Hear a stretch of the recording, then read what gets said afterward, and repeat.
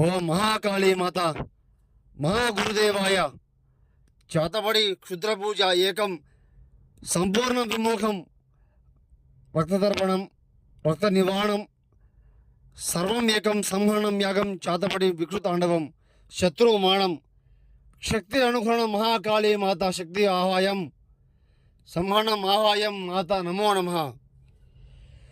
అందరికీ నమస్కారాలు.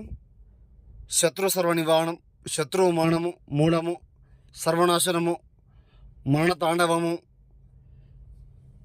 శత్రువు మరణించాలి, శత్రు మూఢం ఉండాలి అని అనుకునే వాళ్ళు గురువు గారిని ఫోన్ చేయండి.